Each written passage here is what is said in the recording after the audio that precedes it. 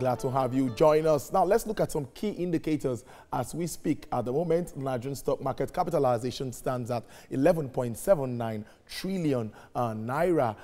Brent crude stands at 66.86, that's $66.86 per barrel. Overnight interest fixed rate 10.50%. Nigerian autonomous foreign exchange stands at 360 naira 48 kobo. Well, our focus today on the show is assessing Nigeria's aviation sector, getting reactions to critical issues surrounding that sector and issues that also happened Sunday before now. We'll be going into details shortly. Welcome again to the show.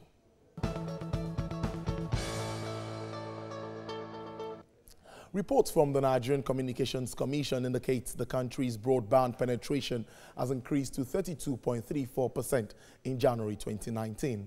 This comes as the number of 3G and 4G subscriptions in the country hit 61.7 million as of January this year. Nigeria set aside a 5-year national broadband plan from 2013 to 2018 with 30% broadband penetration from 5% in 2013. Last December, the country attained a broadband penetration of 31.48%. Broadband penetration rose to 32.34%. Nigeria's broadband penetration has really increased, standing at 2019 figures from the NCC.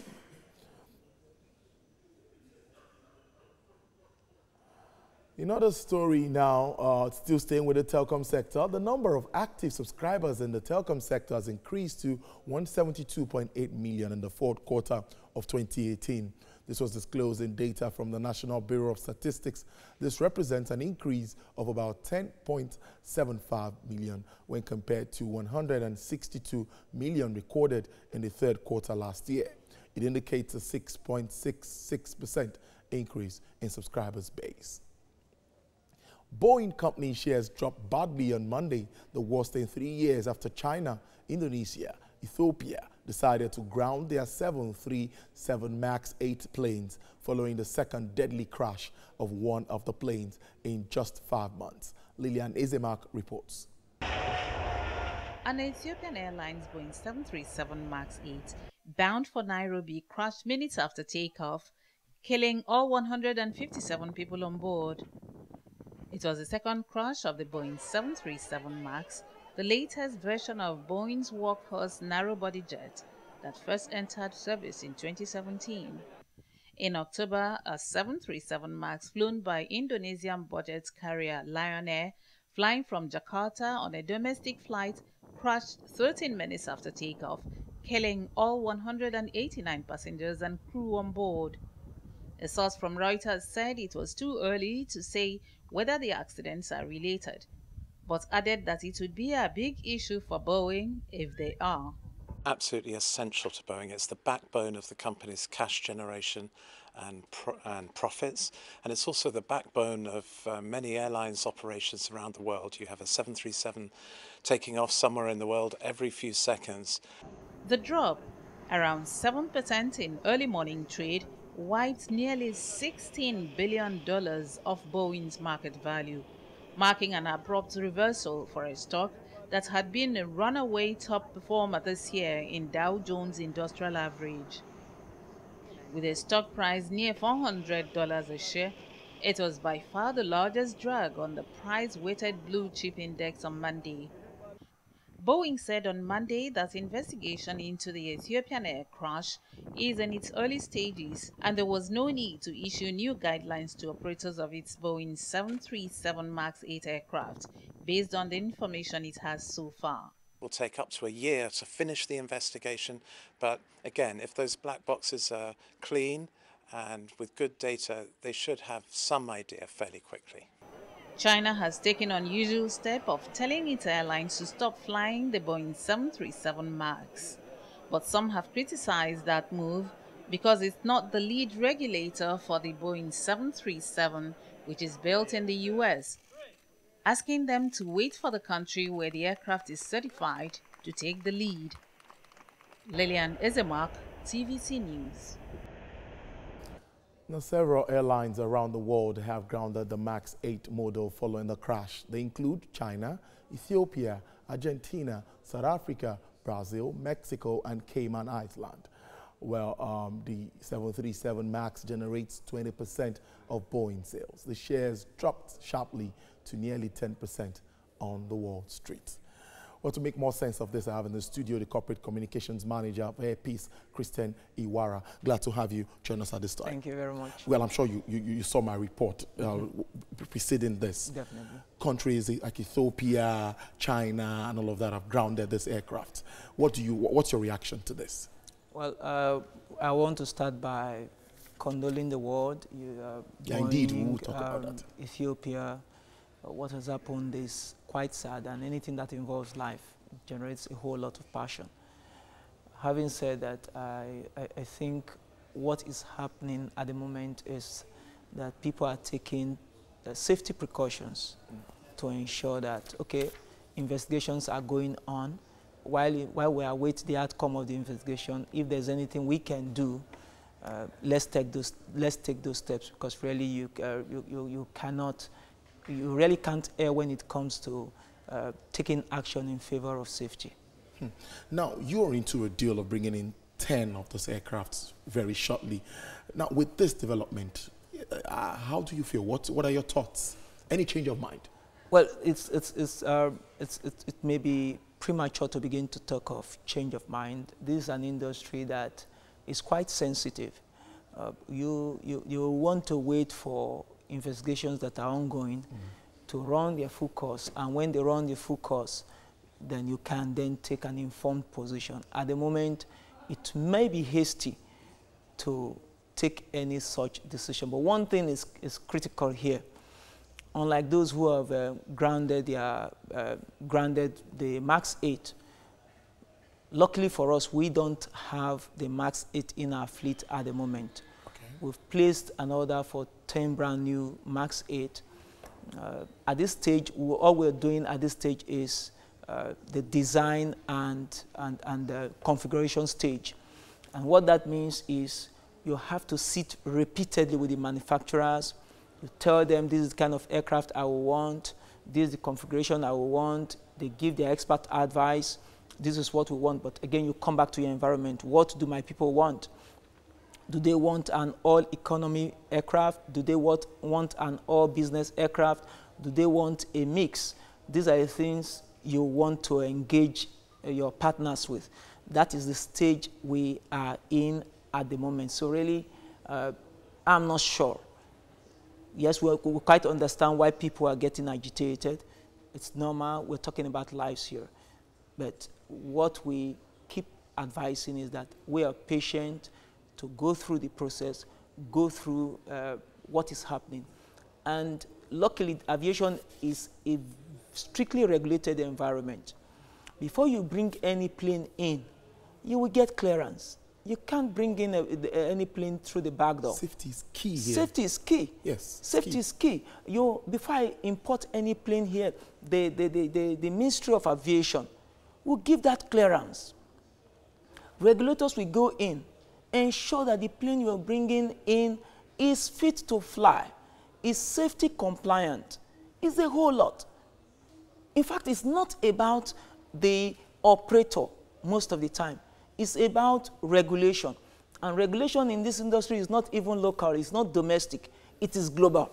There's a trend, there's a global standard. So any aircraft that does not meet that global standard, of course, can't make it into the system. I'm looking at Nigerian factor here now. Nigerians will be skeptical about things like this. I'm like, oh, this is a very flight 737 MAX 8.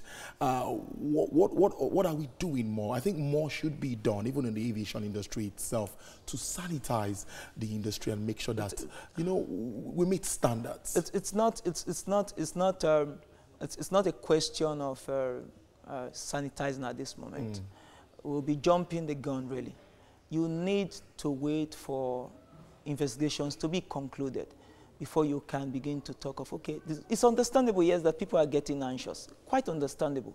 Anything that has cost life, you need to be interested in that, and that has taken our interest to it, has caught our interest. We are getting interested. We are following developments. We are following investigations to ensure that... It's a global issue now. Yes, it's a global issue. Whatever we do at the end of the day, I assure you, will only be in favor of the flying public. One thing is critical here, as I always like to say when I appear on programs like this. Those who fly the plane are people with blood flowing in them. The crew don't want to die. The pilot is the first safety officer of an aircraft.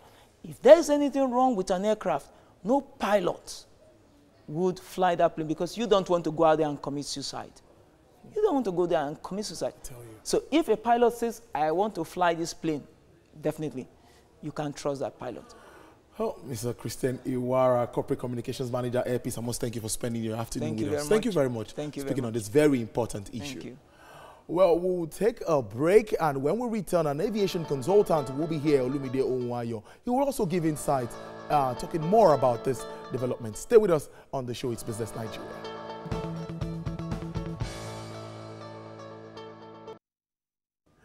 Glad to have you back. Well, I have Olumide Onwayo here. He's an aviation consultant, and we'll be looking more into this issue that I've seen 157 die and even 193 earlier. That's talking about the Boeing 737 MAX 8. Thank you very much for joining us on the show. Thank you. Good afternoon. Let me start this way. How has Nigerian Aviation Authority, how do you think, how have they reacted to this development? Well, there's virtually nothing to react in the Nigerian market itself. I think it was only Airpeace, the communication manager just left you now, that came out with a press release, because the Nigerian social media went haywire that Airpeace had 737 MAX in their fleet and the thing was circulating. So they had to come out straight that, well, we've only ordered for this aircraft. We don't have it yet in our stable. So but I think there's virtually no effect on to the Nigerian airlines, because none of them is flying the 737 MAX. Only Airpeace and Eric have ordered for the aircraft, but they've not yet gotten it. But the other thing is that normally when there's a crash like this and Nigerians are involved, one way or the other, you find that some people will not fly. Some will cancel their flights. That is normal. We will have this effect only for the next 2-3 weeks. After that, again, people now look, man, have to fly. I have to fly. It's the only choice. It's the most comfortable and the fastest. Now, looking at this aircraft itself, 737 MAX 8 model, what will really be the issue? We had one just lately, like 5 months back, and this is happening again. What could really be the problem? You see, two accidents cannot be the same. Yeah. And because two accidents cannot be the same, I cannot hazard a guess of what has happened to the one of the Ethiopian Airlines. The only thing we know that was the vertical speed was irregular.